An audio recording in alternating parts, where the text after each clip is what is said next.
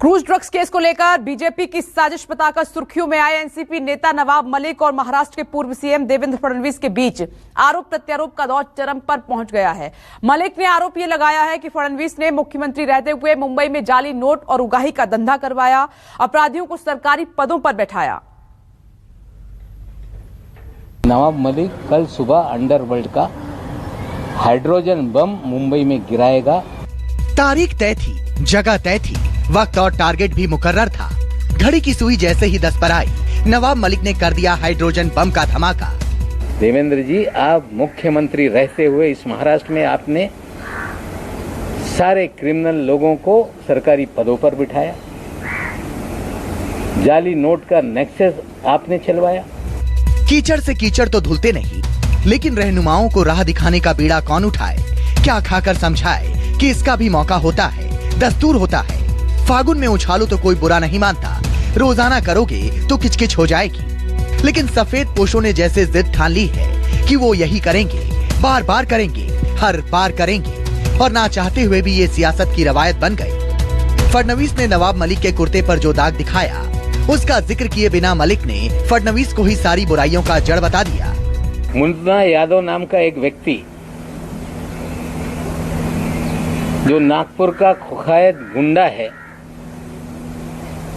जिसपे हत्या से लेके सभी तरह के मामले दर्ज हैं, उस मुन्ना यादव को आपने कंस्ट्रक्शन वर्कर बोर्ड का अध्यक्ष बनाया था कि नहीं? आपने हैदर आजम नाम के एक आपके नेता को मौलाना आजाद फाइनेंस कॉरपोरेशन का अध्यक्ष बनाया था कि नहीं? क्या हैदर आजम बांग्लादेश के लोगों को मुंबई में बसाने का काम नहीं करता है? क्या आपके इशारे पे पूरे महाराष्ट्र में उगाही का काम हो रहा था कि नहीं? क्या आपके कार्यकाल में विदेश से लोगों को फोन आते थे, कुख्यात गुंडे फोन करते थे और पुलिस वाले मामला सेटल कर देते थे कि नहीं? ना दस्तावेज, ना सबूत, ना वकील, ना दलील। नवाब के बस्ते से निकले बेलगाम आरोपों की जद में सिर्फ फडणवीस ही नहीं आए, दिल्ली में बैठे दिग्गज भी नवाब के आरोपों से बच नहीं पाए। हम देश के प्रधानमंत्री पे आरोप नहीं लगाना चाहते, लेकिन देश के प्रधानमंत्री के कार्यक्रम में अगर कोई जाता है तो उसके लिए पूरी तरह से स्कैनिंग किए बिना किसी भी व्यक्ति को पास नहीं इशू होता। प्रधानमंत्री शहर में आए और रियाज भाटी ने उनके साथ भी तस्वीरें खिंचवाई। देवेंद्र जी, आप मुख्यमंत्री रहते हुए इस महाराष्ट्र में आपने सारे क्रिमिनल लोगों को सरकारी पदों पर बिठाया, जाली नोट का नेक्सस आपने चलवाया, आपने रियाज भाटी के जरिए पूरी उगाही का काम किया। कागज के चंद टुकड़ों के साथ मीडिया के सामने नामुदार हुए नवाब मलिक ने क्रूज ड्रग्स केस का भी पिटारा खोला, एनसीबी पर बेगुनाहों को फंसाने का इल्जाम लगाया, फडणवीस को भी इस खेल का कसूरवार ठहराया। जो एनसीबी में निर्दोष लोगों को फंसाने का, हजारों करोड़ की उगाही करने का, कहीं न कहीं देवेंद्र जी उसको डाइवर्ट करने का प्रयास कर रहे हैं। और सिर्फ डाइवर्ट करने का नहीं, उस अधिकारी को बचाने का प्रयास हो रहा है, क्योंकि देवेंद्र जी के उस अधिकारी के पुराने संबंध हैं। बात चली तो दूर तलक पहुंची। नवाब मलिक 5 साल पहले की नोटबंदी में दाखिल हो गए। नोटबंदी और जाली नोट का जिक्र आया।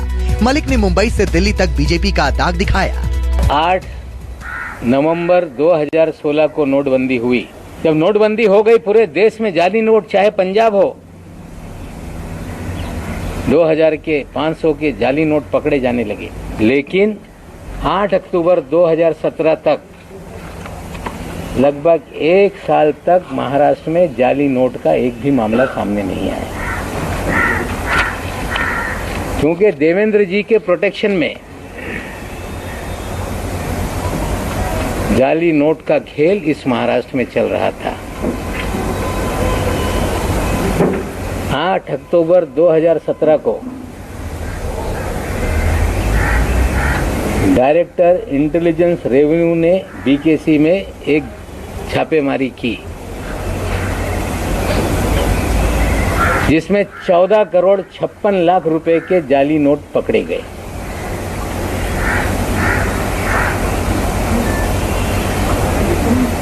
और उस मामले को रफा दफा करने के लिए देवेंद्र जी ने उसमें मदद करने का काम किया। महाराष्ट्र की मौजूदा हुकूमत के साथ केंद्र सरकार का याराना तो कभी नहीं रहा, लेकिन मुंबई क्रूज ड्रग्स केस ने इसे खतरनाक मोड़ पर ला दिया है। एनसीपी नेता और महाराष्ट्र के कैबिनेट मंत्री नवाब मलिक ने सरकारी मशीनरी का इस्तेमाल कर क्रूज ड्रग्स केस का गुब्बारा फोड़ दिया और महाराष्ट्र में केंद्र और राज्य आमने सामने खड़े हो गए। कल तक जो काम पर्दे के पीछे हुआ करता था, खुला खेल फर्रुखाबादी हो गया। सियासत ने लोकलाज की परवाह भी छोड़ दी, दूसरे को नीचा दिखाने के लिए खुद भी नीचे गिरते गए। नवाब मलिक के आरोपों पर देवेंद्र फडणवीस का बयान भी इसी की बानगी है। फडणवीस ने मशहूर आयरिश नाटककार जॉर्ज बर्नार्ड शॉ की पंक्तियों को ट्वीट किया। आज का विचार मैंने बहुत समय पहले सीखा था, कभी सुअर से लड़ाई मत करो, इससे आप गंदे हो जाएंगे, लेकिन सुअर इसे पसंद करेंगे। जॉर्ज बर्नार्ड शॉ की पंक्तियों से फडणवीस ने किसको निशाना बनाया, ये तो जग जाहिर है। हालांकि उन्होंने किसी का नाम नहीं लिया, लेकिन चंद मिनट बाद ही बीजेपी के नेता नवाब मलिक पर हमलावर हो उठे। हाइड्रोजन बम के धमाके को सुतली बम बताने लगे, मलिक को दिमागी तौर पर दिवालिया ठहराने लगे।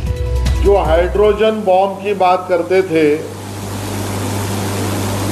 वो लौंगी फटाका भी नहीं लगा पाए। वो लौंगी फटाका लगाने का भी उन्होंने प्रयास किया तो हाथ उनके जल गए। इस प्रकार का चित्र सुबह की प्रेस कॉन्फ्रेंस में माननीय मंत्री नवाब मलिक जी का था। बात तो आप हाइड्रोजन की कर रहे थे, लेकिन माननीय नवाब जी, आपका चेहरा देखकर शायद अब आपको ऑक्सीजन की ज्यादा जरूरत पड़ेगी, इस प्रकार का आपका चेहरा भी दिखाई दे रहा था। महाराष्ट्र सरकार के रोजाना पत्रकार वार्ता करने वाले मंत्री आज हाइड्रोजन बम फोड़ना चाह रहे थे, पर उनका दुर्भाग्य रहा, वह बम फूटा उनके अपने और सरकार के माथे पर। अब जिस इमरान की वे बात कर रहे हैं और जिस प्रकार की दलीलें उनके सामने आ रही हैं, ये इस बात को कैसे नकार सकते हैं कि इन सारे लोगों के साथ आपके दल के, आपके खुद के और महाराष्ट्र सरकार की मुख्यमंत्री की तस्वीरें कैसी हैं?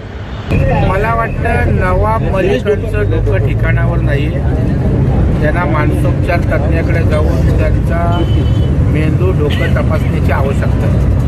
मंगलवार को महाराष्ट्र के पूर्व मुख्यमंत्री देवेंद्र फडणवीस ने महाराष्ट्र के कैबिनेट मंत्री नवाब मलिक पर आरोप लगाया कि उन्होंने अंडरवर्ल्ड के लोगों से जमीन खरीदी और वो भी कौड़ियों के दाम पर। चंद घंटे बाद ही मलिक भी मीडिया के सामने आए और खुद पर लगे इल्जामों पर सफाई दी और लगे हाथ फडणवीस के खिलाफ हाइड्रोजन बम फोड़ने की चेतावनी भी दे डाली। समझना मुश्किल नहीं कि कीचड़ उछालने के इस खेल का आगाज शुरू किसने किया, लेकिन जब दाग खुद के दामन पर आया तो गंदगी का डर सताने लगा। Bureau report, news 24।